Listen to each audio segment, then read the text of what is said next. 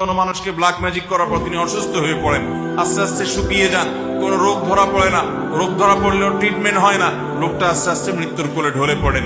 এই আত্মীয় স্বজনের মধ্যে নিজেদের মধ্যে একে অন্যকে ক্ষতি করার জন্য যে জাদুটোনা করেন, বান্টনা করেন, কবিরাজের কাছে যান, এই যাওয়াটা হারাম।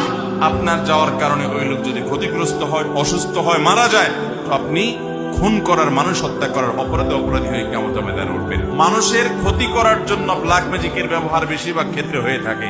অতএব নিজের ছেলেকে, নিজের স্বামীকে, নিজের ভাইকে, বোনকে, পরিচিত অপরিচিত মানুষকে, অনেক সময় শত্রুতা থাকলে তার বিরুদ্ধে ক্ষতি করার জন্য কবিরাজের কাছে যায়।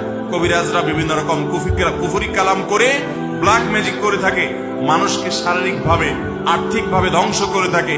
যে কুফরি কালাম করবে সে কতটুকু গুনাহের অধিকারী হবে, আর যাকে করা হলো ব্যক্তিটি যদি মারা যায়, তাহলে যে কুফরি কালাম করলো সে কি আল্লাহর কাছে ক্ষমা পাবে?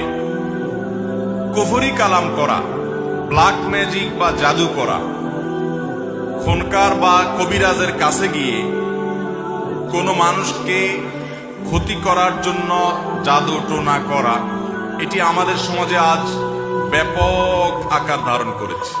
এই রোগ আজ ঘরে ঘরে।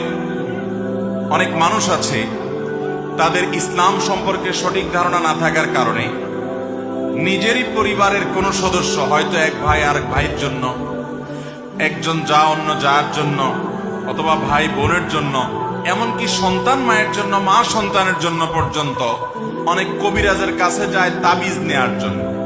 এই তাবিজ এবং এই জাদু বান্টনার জন্য যে যায়, সেখানে কখনো কখনো যায় আপোষের জন্য, যে আমার প্রতি যেন টান সৃষ্টি হয়, শাশুড়ি ছেলে যেন স্ত্রীর প্রতি আকর্ষণ না থাকে, মায়ের দিকে যেন ঝুঁকে থাকে, সেজন্য মা অনেক সময় তাবিজ আনতে যায়।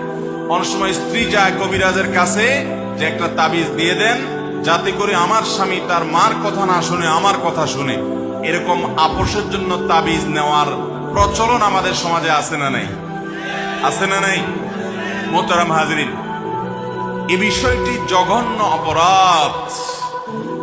জাদুকরের কাছে যদি কেউ যায়, তাহলে এই ব্যক্তির আমল বরবাদ হবে, এবং এই আমলটি মানুষের, এই অপরাধটি মানুষের আমলকে নষ্ট করে দেয়। নবী সাল্লাল্লাহু আলাইহি ওয়াসাল্লাম বলেছেন, লাইসা মিন্না মান তাকাহানা আও তুকহিনা লাহ।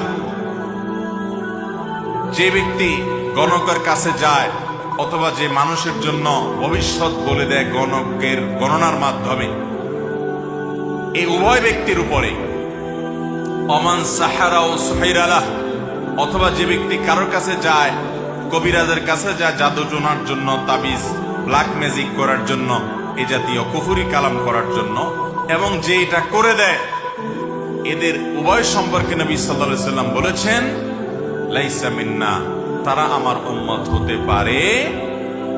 অতএব ভাইরা আমার, এই জাদু টোনা করা গুনাহের কথা।